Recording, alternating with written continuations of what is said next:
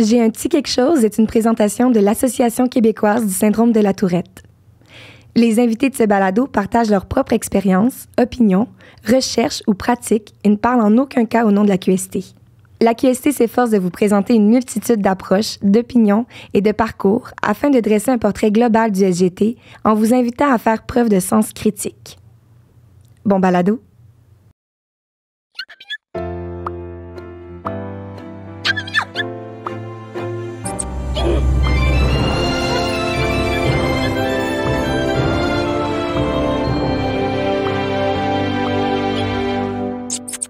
Allô tout le monde!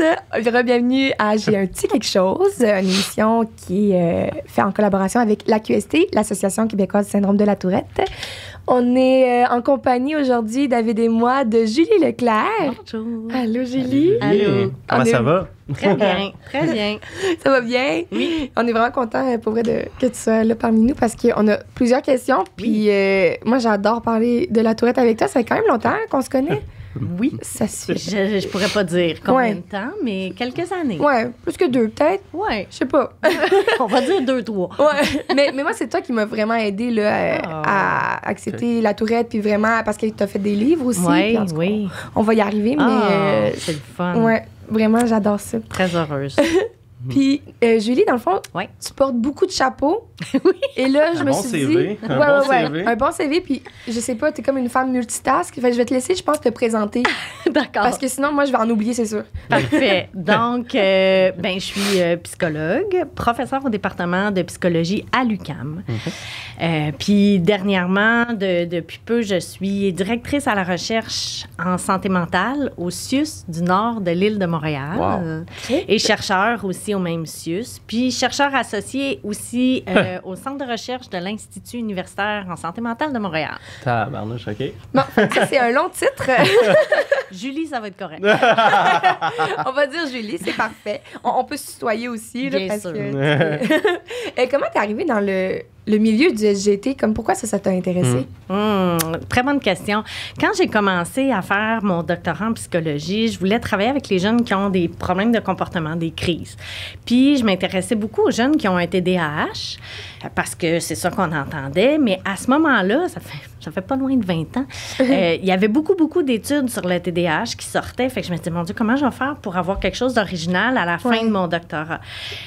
En parallèle, je travaillais dans un organisme communautaire qui organise des activités de loisirs pour les jeunes qui ont toutes sortes de problématiques. Ça s'appelle Gymno. OK. Et puis, je coordonnais les activités. Donc, quand on coordonne les activités, on a les enfants plus problématiques ou qui font des crises. Ouais. Puis, les jeunes qui avaient le syndrome de la Tourette se retrouvaient dans mon bureau ou avec moi, bref. Puis, ben c'était intriguant. Les interventions classiques pour les crises, c'était pas les mêmes. La personnalité, tu sais, au long, c'était pas des enfants nécessairement provocateurs, opposants, tout ça. Puis tout d'un coup, il y avait une grosse crise.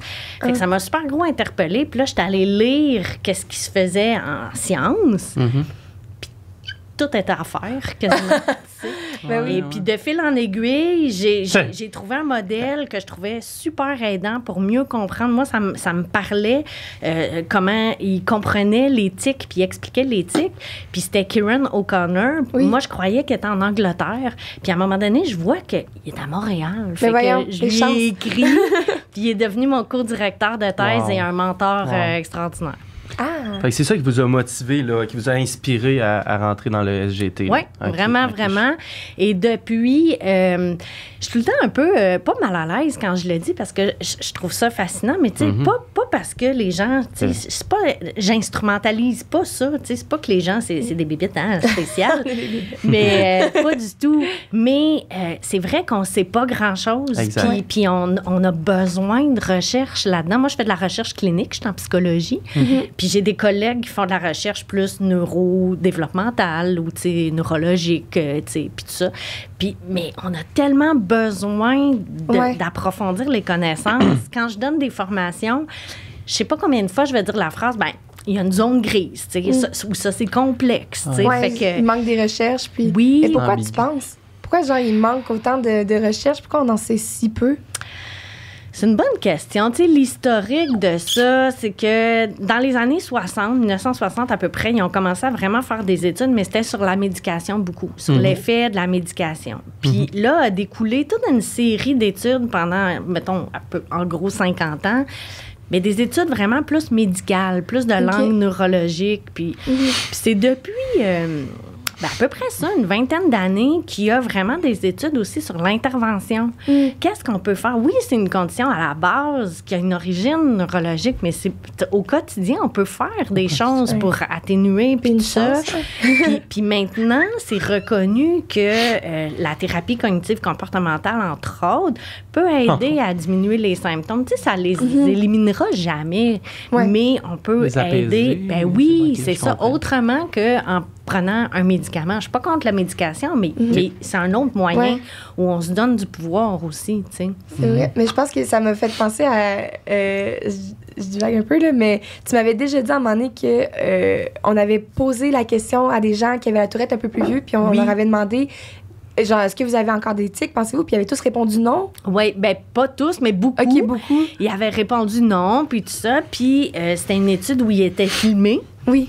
Et puis, au final, il y en avait une grande majorité qui avaient encore des tics. Mais ça les dérangeait plus tellement, tu sais, où ils le faisaient, par exemple, quand ils sont tout seuls dans leur auto, tu sais, pas dans une situation sociale, où ils le faisaient, puis ça dérangeait plus, tu sais, ils sentaient plus l'espèce de spotlight sur eux quand ça arrive, là. Fait que tu sais, ça reste, là.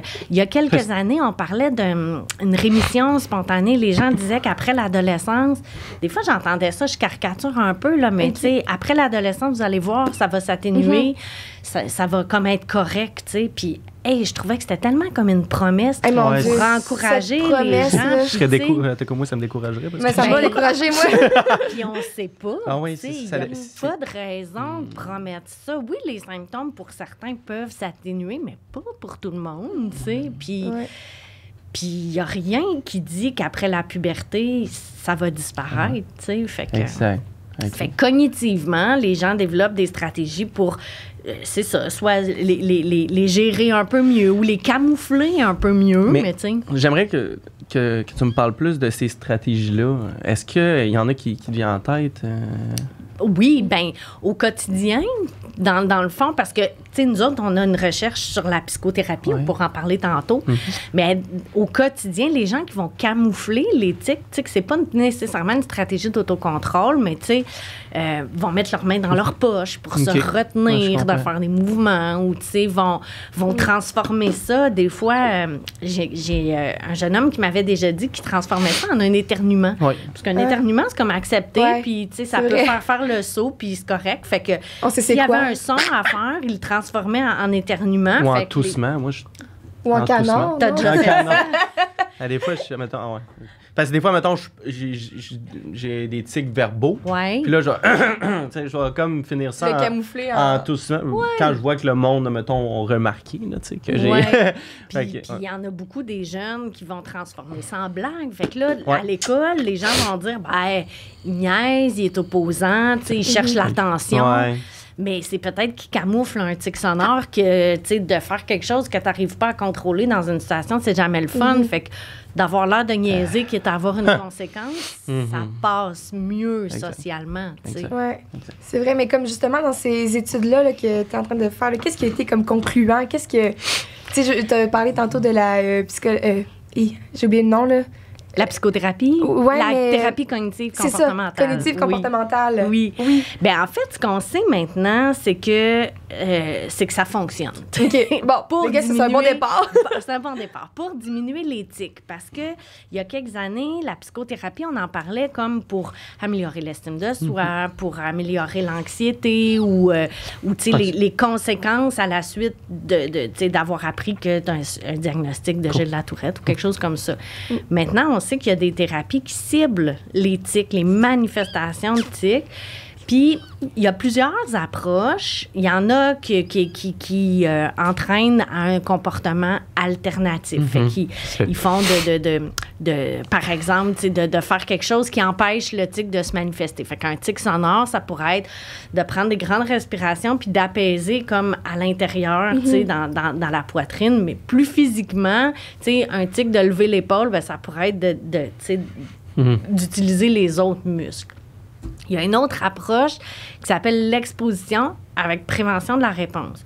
Ça, dans le fond, là, c'est que souvent, avant un tic, je ne sais pas si vous le sentez, vous deux, là, mais il y a comme une tension, une chaleur, une charge électrique, un chatouillement. Il y a plein de monde qui dit toutes sortes d'affaires. Mais une sensation physique, en tout cas, avant le tic, ben, c'est de tolérer cette intervention-là, c'est de tolérer cette sensation-là sans faire le tic nécessairement, d'essayer d'attendre que la sensation s'en aille. Mais c'est pas tout le monde qui est capable ou à l'aise de faire ça. Mais je me dis, est-ce que c'est bon de le tolérer? Encadrer. Avec un thérapeute, puis tout ça, de l'encadrer, parce qu'il enseigne des stratégies pour t'aider à le tolérer aussi. C'est bon, parfait.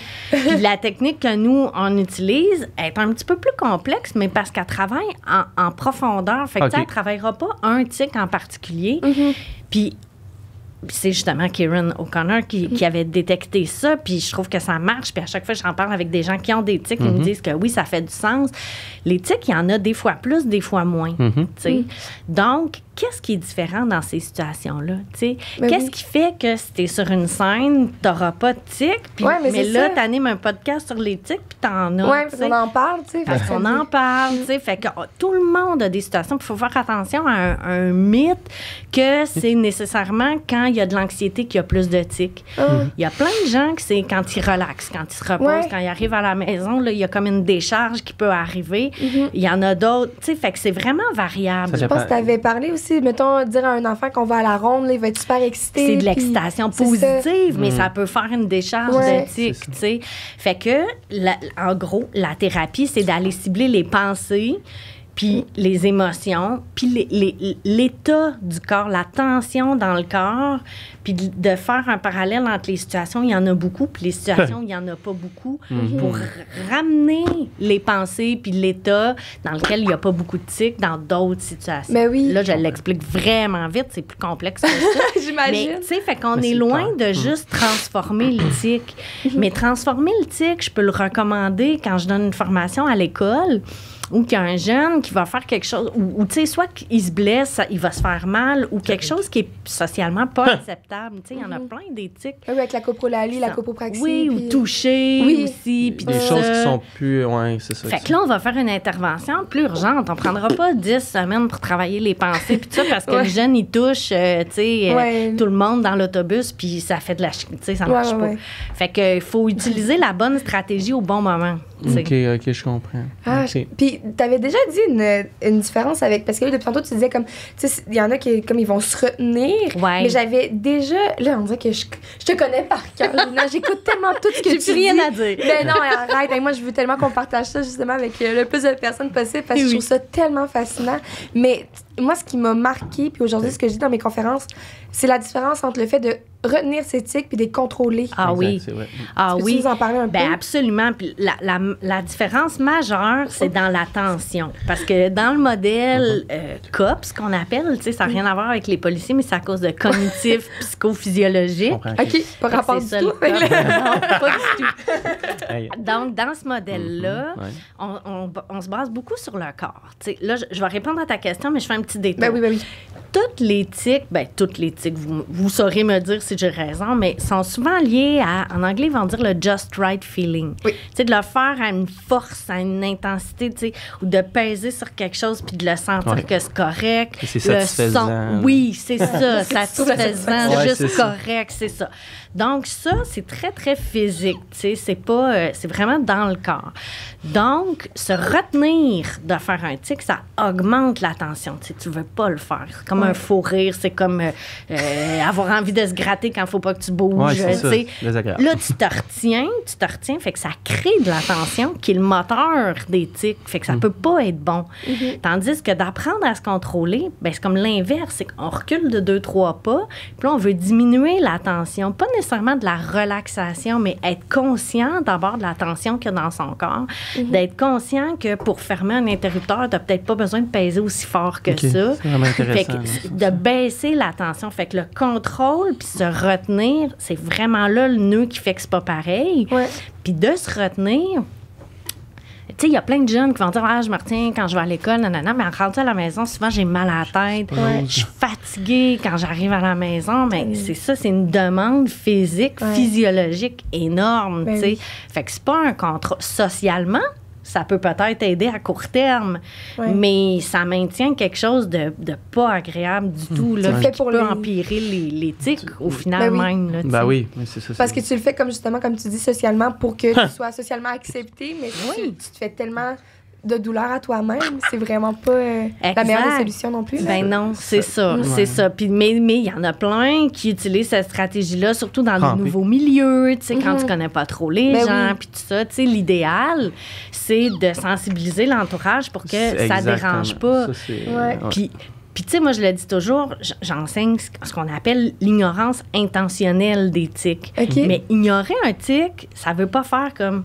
J'ai rien vu. Tu sais, l'éléphant dans la pièce. J'en vois tellement déjà faire ça comme. Je l'ai pas vu, je l'ai pas vu. Oui, mais là, ça crée un malaise plus qu'autre chose. C'est comme, je sais pas si on parlait de microagression. Tu sais, ben, c'est pas nécessairement.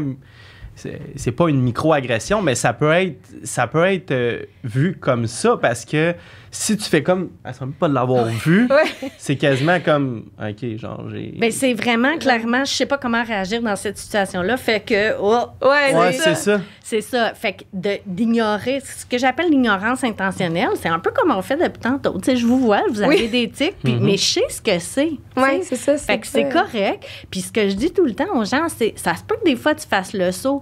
Tu sais, moi, au début, là, il y a 15-20 ans, j'étais au CA de la QST, puis il y avait un homme à côté de moi, puis il faisait des tics un peu comme tu as fait tantôt, de pousser. Puis à un moment donné, j'étais en train d'écrire, puis ça avait fait un méchant garbo. Fait que là, je veux dire, ignorer ça. Je fais comme...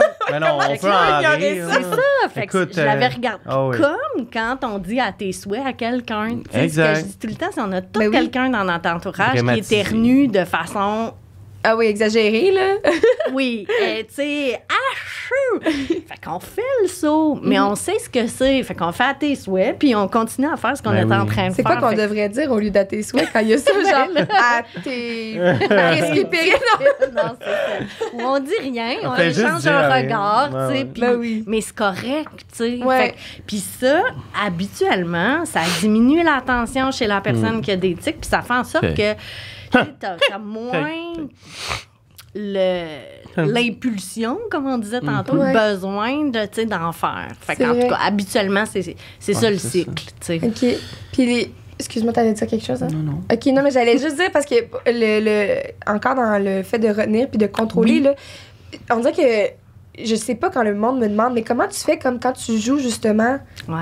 Pourquoi t'es capable de les contrôler? Puis je suis pas capable de comprendre comment je fais pour contrôler. Tu sais, tantôt, t'as dit, oui, retenir, c'est ça, c'est quand on fait un gros effort, mais pourquoi contrôler, on se rend pas compte, mettons, qu'on les contrôle en ce moment?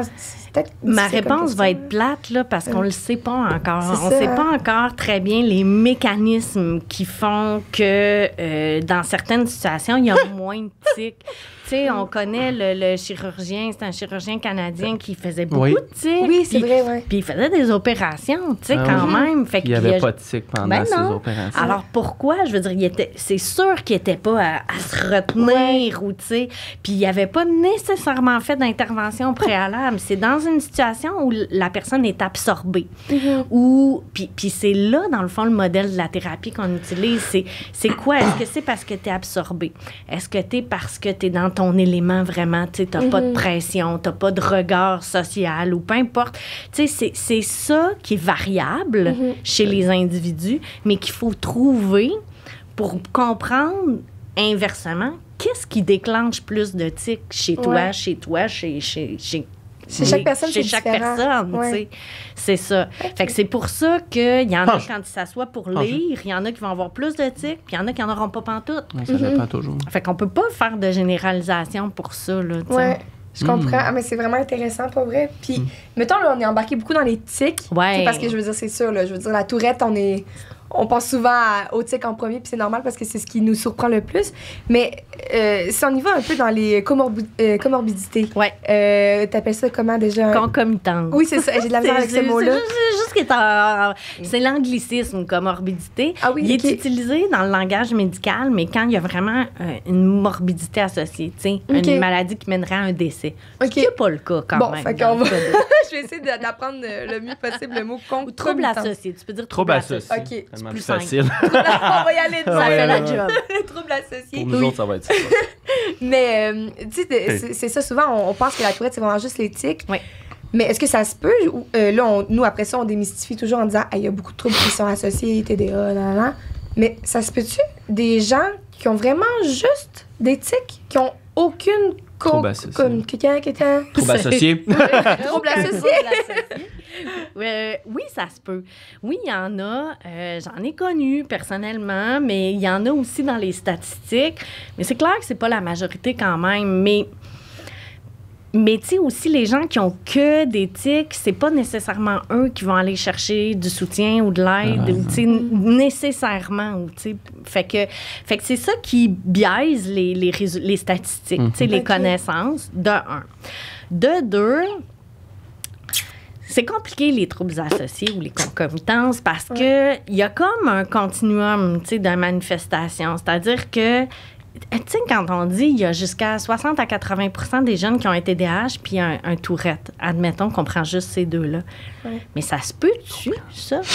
Où il n'y aurait pas, tu sais, pensons à un diagramme de veine, là, une zone commune, est-ce qu'on peut vraiment couper au couteau ce que c'est quand, tu sais, puis est-ce qu'on l'évalue comme il faut? Tu sais, le fait d'avoir des tics en classe, mettons en classe, mais n'importe où, ben ça t'amène à avoir plus de misère à te concentrer d'emblée. Fait qu'est-ce qu'il n'y a pas de confusion dans l'identification du TDAH? Ça t'amène, tu sais, avoir des tics, là, c'est d'avoir de la misère à se retenir de faire un son, de faire quelque chose. Fait que d'avoir de la misère à se retenir, il n'y a pas de petite case dans notre tête que c'est juste pour les tics. C'est vrai. Tu vas avoir de la misère à retenir des fois certaines émotions. Tu vas peut-être avoir... Fait que c'est-tu vraiment un TDAH? Fait que là, je lance des questions existentielles. C'est bon. Parce que dans le système où on est en ce moment, on essaie de mettre des catégories, tu sais. Mais on se rend compte que c'est ça. C'est peut-être plus complexe que ça, de les séparer ou de mieux les identifier. Fait que oui, pour répondre à ta question, il y en a des gens qui ont que des tics. Habituellement, eux, c'est eux que les tics vont peut-être s'estomper plus après l'adolescence. Ça, ils vont en avoir un peu, mais ils n'auront pas nécessairement de TDAH, pas de TOC nécessairement non plus. Mais c'est pas la majorité. C'est ça. Est-ce qu'on a, je dis ça comme ça, est-ce qu'on a un pourcentage? Non, parce que c'est dur à calculer comment. Il y en a des pourcentages, mais moi, je trouve qu'ils veulent dire un peu n'importe quoi. Ça, on va dire entre 30 et 80%. Ouais, OK, c'est tellement vague. C'est ça.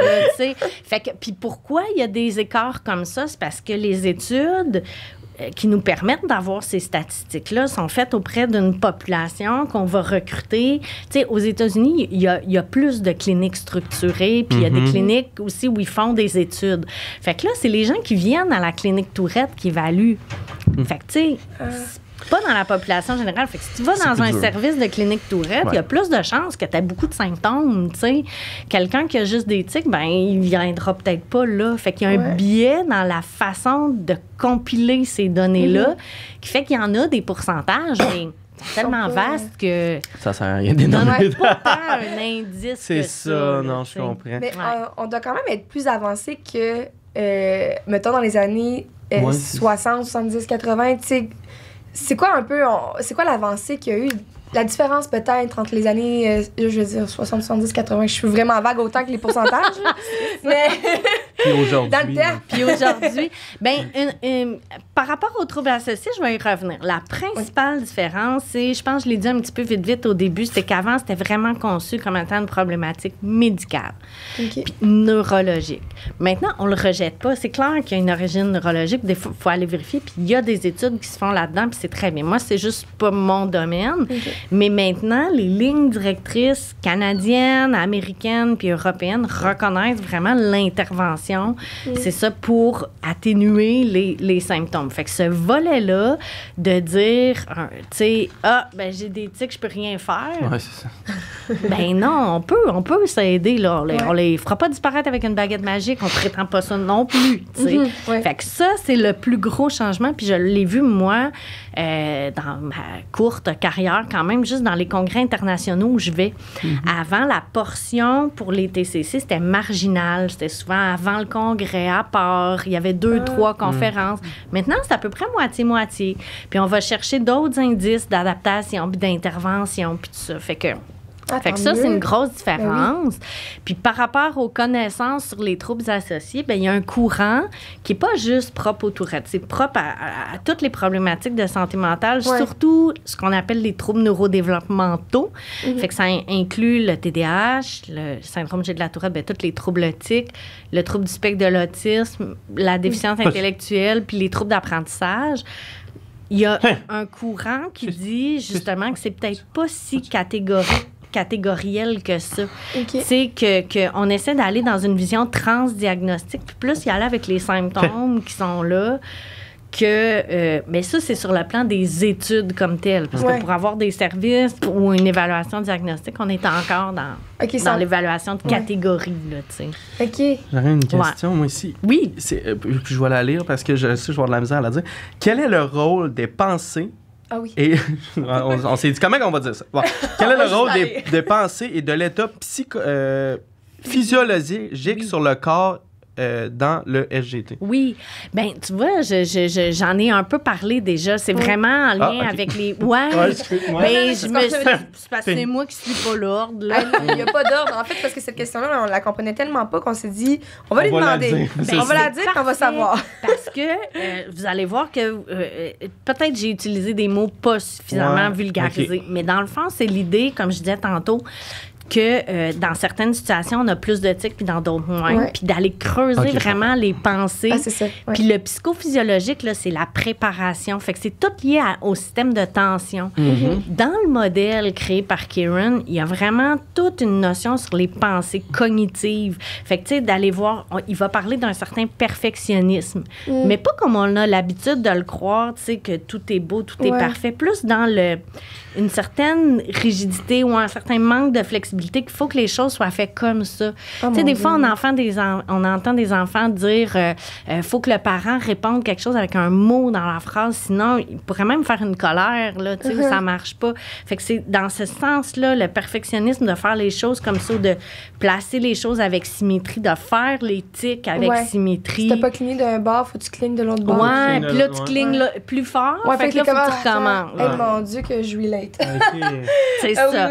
Fait que, tu sais, ça, puis d'aller voir pourquoi. Parce que chez les adultes, on s'est rendu compte que tout ça, c'est lié à des pensées, souvent aussi liées à une performance ou une perception que peuvent avoir les autres de soi-même. Fait que c'est vraiment ça. Fait que quand je l'avais dit un peu tantôt au début, sans les beaux grands mots, c'est vraiment pour dire...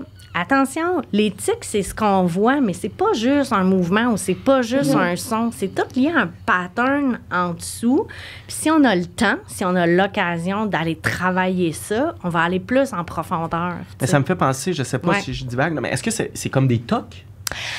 C'est une bonne question. Parce que ça ressemble pas mal à ça, là. T'sais. Ça ressemble, sauf pour un élément qui est super important. C'est que dans le TOC, le O, c'est l'obsession, la pensée obsessionnelle. Fait que la compulsion, le comportement, va être fait pour, dans le jargon, on dit neutraliser ou diminuer la pensée obsessionnelle qui est anxieuse. Okay, fait que genre, j'ai peur qu'arrive quelque chose si ou je fais pas ça, il va arriver quelque chose. Je le confonds tout le temps, moi, à des tics. Je sais pas pourquoi. Ben, dans les tics, puis vous me direz si ça fait du sens pour vous autres. C'est pas une pensée anxieuse comme ça, mais ça va être je me sens pas bien. Ouais. C'est dans le corps. Exactement. Mais tu peux est-ce qu'on peut avoir les deux? Ben oui. Parce que moi, j'ai les deux. C'est ça. Moi aussi. Mais oui, là, on revient au concomitance. Oui, c'est ça, concomitance. Oui, ça se peut qu'il y ait les deux qui se mélangent. Je vais faire de quoi, puis je vais faire comme, bon, si je le fais pas, ben, j'ai des pensées négatives qui vont... Il va arriver tel malheur. Puis là, à un moment donné, je suis comme, mais tu sais, je suis capable de passer par-dessus. Puis je suis comme, fuck off, il arrivera, qu'est-ce qui arrivera? Puis là, ouais, mais c'est pour ça que je me dis peut-être que c'est pas trop un toc à ce moment-là. Ben, puis ça joue, là, je reviens à mon diagramme de Venn où il y a une partie mélangée, puis des fois, on le sait pas, qu'est-ce qui est quoi, tu sais. Puis moi, quand j'interviens avec des jeunes, je vais carrément leur demander, tu sais, si je t'empêche de le faire, tu te sens comment? Puis, t'as chaud, tu te sens pas bien. Oui, c'est ça. Là, puis tu le vois dans sa face si c'est une panique, une détresse psychologique ou si c'est juste j'ai chaud, je suis pas bien. J'aime pas ça, là. Mais tu sais, c'est pas de l'anxiété. Puis des fois, ça se mélange. Ouais, c'est bête de même. Ouais, hein, mais là, ça me faisait penser... Voilà, merci.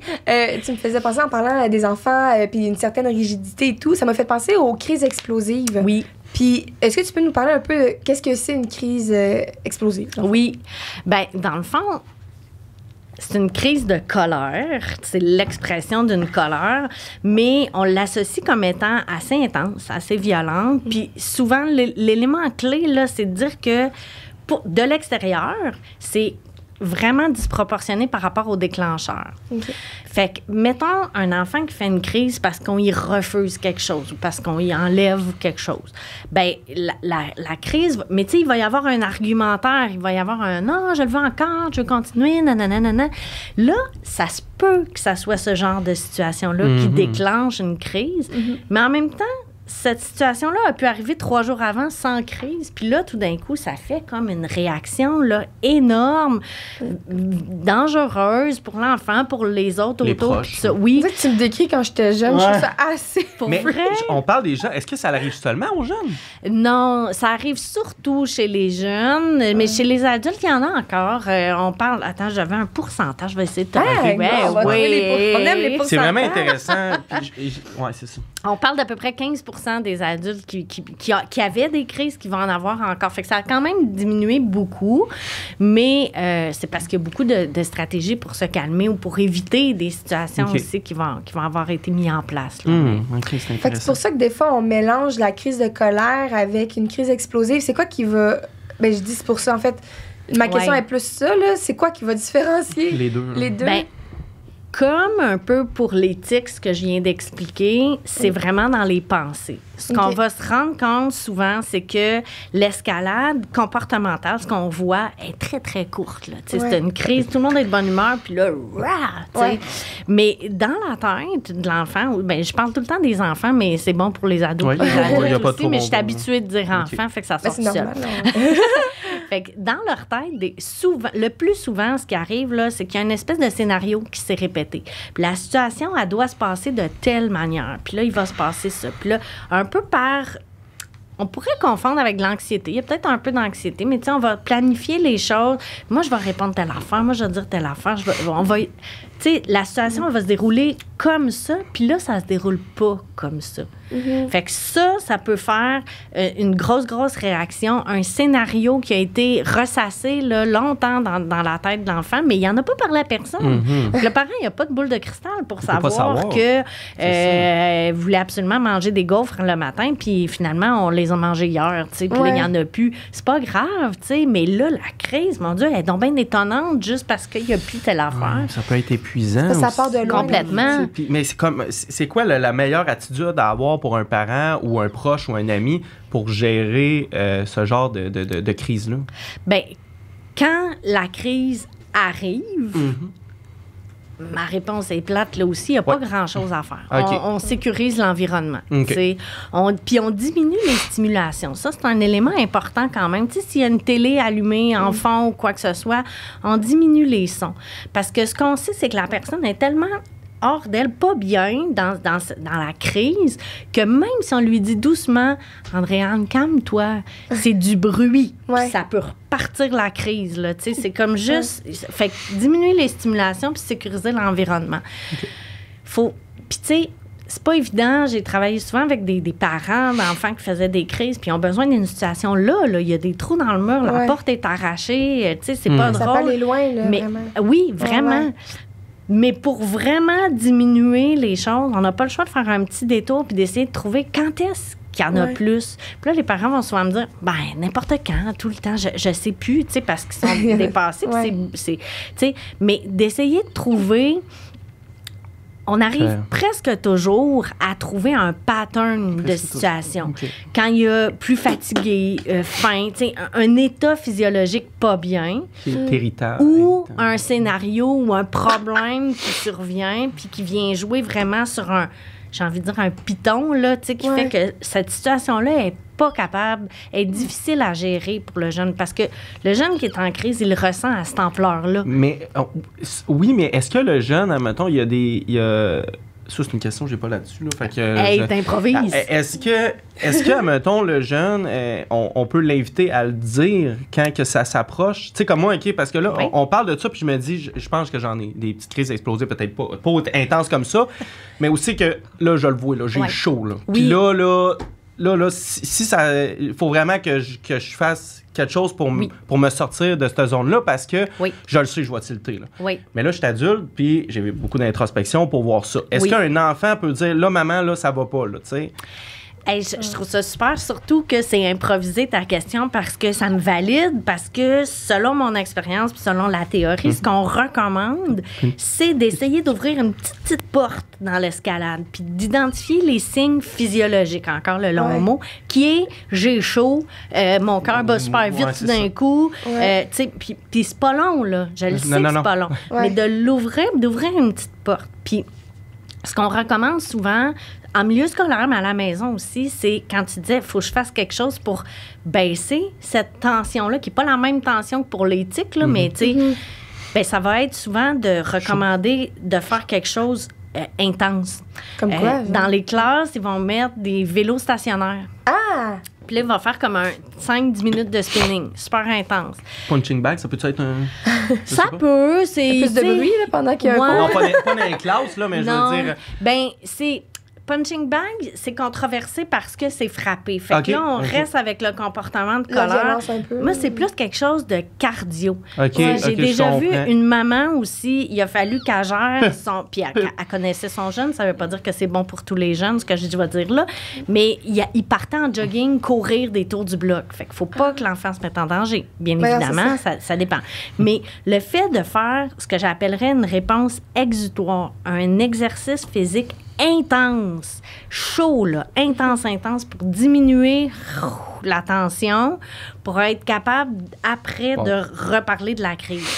Mais ça ne marchera pas le premier coup, ça ne marchera pas le deuxième coup. Non. Mais avec une intervention soutenue, souvent, c'est ça qu'on va recommander pour étirer un peu l'escalade qui arrive si vite dans ces crises-là. Mais c'est bon à dire, surtout aux parents, là, dans le sens que, tu sais, il faut être patient.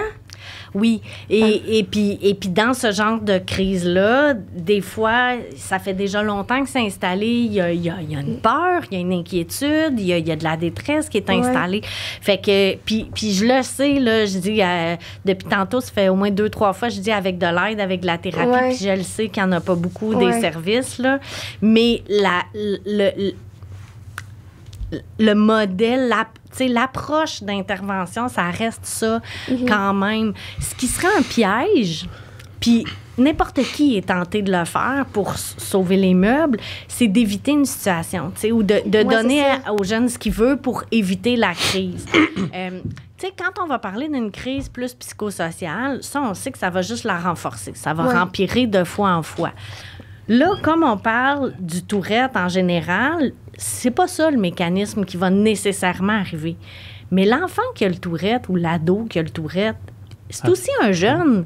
Il répond aussi au cycle de renforcement. Fait que s'il se rend compte que finalement, j'ai pas été obligée d'aller, je sais pas moi, à mon cours de natation, ben ça se peut que le comportement se reproduise. Puis là, c'est là que ça devient mêlant des fois pour les intervenants en milieu scolaire. On voit des fois des parents qui disent ils comprennent pas, puis tout ça, mais c'est parce que l'enfant, des enfants, ça se peut des fois qui aient mélangé des comportements plus plus volontaire sur le plan psychosocial, là, d'éviter une situation quelconque. Là, oui. Comme, mettons, je sais pas, tout ça me fait penser à une situation quand j'étais jeune, que moi, quand j'avais une bonne crise explosive, en fait, j'ai l'impression que c'était ça, parce qu'on me l'a jamais dit que c'était vraiment ça, mais je lançais mes Legos, tu sais. C'est comme, j'étais dans ma chambre, je lançais mes Legos. Puis après ça, aujourd'hui, il y en a beaucoup de parents qui me disent, comme, oui, leur enfant, comme, ils vont avoir une grosse crise, puis là, ils vont tellement être fâchés. Puis après ça, on me demande, tu sais, comment tes parents réagissaient, parce qu'il y en a qui se disent, j'ai l'impression d'être trop ferme, ou des fois, d'en laisser trop passer, me disant, mais c'est parce qu'il y a la tourette, tu sais, d'excuser. Fait que, rendu là, qu'est-ce qui est. Je sais pas. C'est une bonne question. C'est une très bonne question parce qu'il faut doser la compréhension de ce qui a été fait. Des fois, il y a des mots super violents qui ont pu avoir été dits, des menaces, je vais te tuer, des grosses menaces, là. Mais il ne faut pas déresponsabiliser. Fait que c'est de nommer les choses, mais surtout d'agir de deux manières. La première, c'est tant qu'à parler avec le jeune après une crise, là, parler de justement cette porte-là. Qu'est-ce qui s'est passé? Qu'est-ce qui a déclenché? Qu'est-ce qui t'a fâché? Au début, c'est sûr, ça va être, je sais pas, puis coller sur la situation. Mais à force de poser la question, on peut détecter d'autres choses, dépendant de l'âge aussi, là, évidemment. Puis l'autre chose, ça va être d'aller dans des conséquences, si on veut donner des conséquences, mais de réparation. Bien, on va réparer le mur. Le jeune qui n'a jamais réparé un mur va le faire tout croche, mais aider à, ou donner un coup de main plutôt qu'une conséquence qui serait, je sais pas moi, le classique, t'as pas le droit de jouer à ta console pendant, tu sais. Fait que d'essayer de comprendre ce qui s'est passé, de pas trop mettre l'emphase sur les comportements qui ont pu faire beaucoup de peine, qui ont pu blesser, mais en même temps, comme on a dit au tout début pour l'éthique, c'est pas la même chose, mais pas faire l'autruche non plus, tu sais. Fait que, de dire, tu sais, ça m'a fait de la peine, ça, peut-être quand on est fâché, des fois, on dit des choses qui dépassent notre pensée, tu sais. Fait que de nommer les choses, puis d'essayer chaque intervention à la suite d'une crise ne sera pas super appropriée tant qu'on est encore dans l'émotion. Fait qu'il y a moyen de faire du modelage aussi pour le parent, de dire « Attends un petit peu, là, je suis encore trop fâchée pour en parler. » Ou « J'ai trop de peine pour en parler. » Ou peu importe, mais tu sais, de le nommer. Puis des fois, ça peut, encore là, la première fois, peut-être que le jeune ne voudra pas, il voudra en parler tout de suite.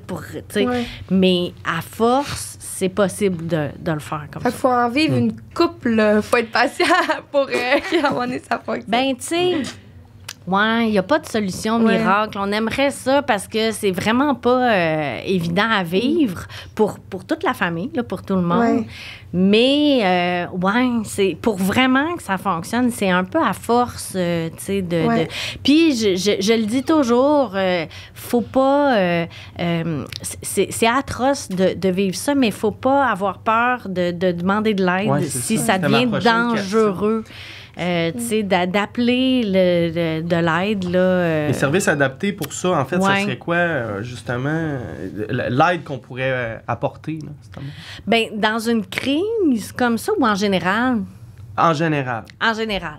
Bien, c'est sûr que plus ça va, plus on forme des gens, des psychologues, des psychoéducateurs, des intervenants, tu sais, qui sont dans les milieux, fait que le milieu de la santé, des services sociaux, les écoles, puis au privé, tu sais, pour intervenir. Ça, c'est sûr qu'on le fait, mais il y en a pas, tu sais, il y a pas grand monde, là, qui est spécialisé en tourette, on se le cachera pas, tu sais. Fait que, ben, sans avoir l'air, je vais le dire, sans avoir l'air têteuse, mais des initiatives comme ce que vous faites là, d'en parler, d'utiliser différents moyens. Oui, tu sais, ce que vous faites là avec le balado, ça permet de répandre encore plus l'information que, tu sais, avant, ben il y en a encore, mais tu sais, une conférence, ben c'est les gens qui assistent à la conférence, c'est déjà énorme, mais tandis que là, le lien s'envoie à la tante, à l'oncle, il y a moyen. Fait que c'est ça qui est... Parce que, pour répondre le plus clairement à ta question, là, je dirais que la meilleure façon de réagir puis la meilleure intervention, c'est quand on comprend le mécanisme. Au-delà de l'émotion, que je répète, je la néglige pas, mais quand on comprend d'où ça vient, puis les crises, ce que j'ai pas dit, c'est que on parlait des troubles associés tantôt. C'est pas juste de l'impulsivité, puis c'est pas juste une crise comportementale. Il y a beaucoup de TOC associés en dessous d'une crise aussi. Fait que le manque de flexibilité mentale est super important dans la crise. Mais c'est pas ça qu'on voit. On va voir les comportements, les mauvais mots, l'opposition. Mais ce qui est en dessous, souvent, c'est ça qu'il fallait voir. Oui, la rigidité qui a pu mener à cette réaction-là.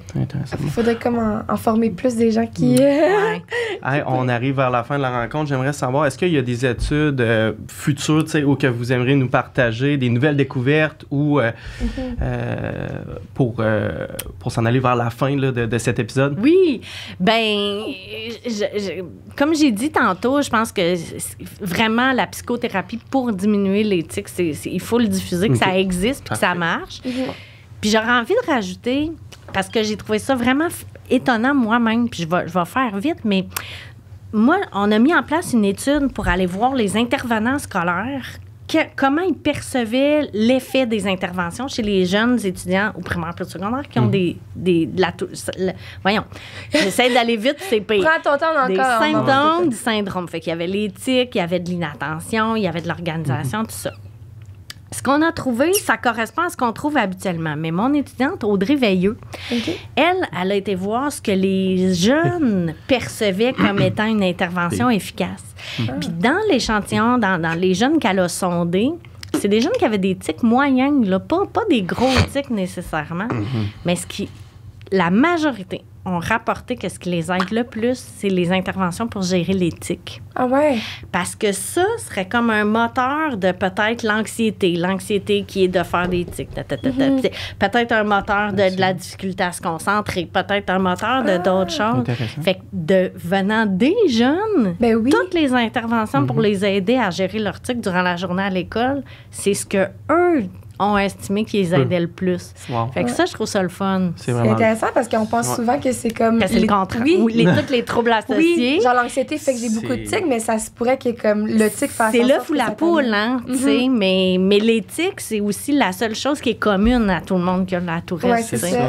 Fait que ça, je te dirais que c'est une découverte qu'on a fait que, c'est ça, on était étonnés, puis je pense que c'est important de le dire. Ben oui, certainement. Merci de le partager, c'est vraiment... Est-ce qu'il y aurait un site, tu sais, comme c'est quoi un peu où qu'on peut te retrouver, où qu'on peut trouver des recherches? Tu as des livres aussi. C'est vrai. Non, mais c'est vrai, tes livres sont tellement... Moi, je vous souhaite d'aller les lire, là, parce que moi, c'est ça qui m'a aidé beaucoup, puis qui a aidé mes parents quand j'étais un peu plus jeune, là. Puis, parce que comment ça s'appelle? Quand le corps fait à sa tête. Quand le corps fait à sa tête. Excellent. Ça me fait tellement plaisir. C'est vraiment pour ça. Je te connaissais pas à l'époque, mais c'est vraiment pour ça que je l'ai écrit, pour avoir quelque chose en français qui regroupe à peu près toutes les connaissances, tu sais. Mais dans le fond, moi, je dirais j'ai un laboratoire de recherche avec des étudiants. C'est pas un labo avec des On a microscopes. D'ailleurs. Oui, c'est ça. Et ça s'appelle le TOP. C'est un acronyme, là. C'est LETOPE. Et fait qu'on a un site web, on a une page Facebook où on donne de l'information. Il y a des infographies qui s'en viennent pour donner de l'information, mais où aussi les gens peuvent voir pour participer aux études, parce que c'est un cycle. Hein? On dit souvent qu'il manque de l'info sur le Tourette, mais du côté, là, je mets mon chapeau de chercheur. Des fois, on a de la misère à avoir des participants à nos études parce que la vie, on a plein de choses à faire, rajouter je le comprends, mais ça fait qu'on a de la misère à avoir des données. Avancer. C'est ça. Fait que voilà, puis vous allez avoir, les livres, les chapitres de livres que j'ai coécrits aussi sur le syndrome. Ah, génial. En tout cas, on invite beaucoup les personnes à venir participer aux recherches que vous faites avec le TOP, parce que effectivement, il faut qu'il y ait des deux bords, que ça fonctionne. Ça avance. Ça avance. Mais merci énormément, Julie. Ça fait plaisir. Merci à vous deux. Très contente de t'avoir reçu aujourd'hui. Donc, on vous laisse avec le logo fait par Maxime Fortin et la musique de Tom Frankson. Merci beaucoup.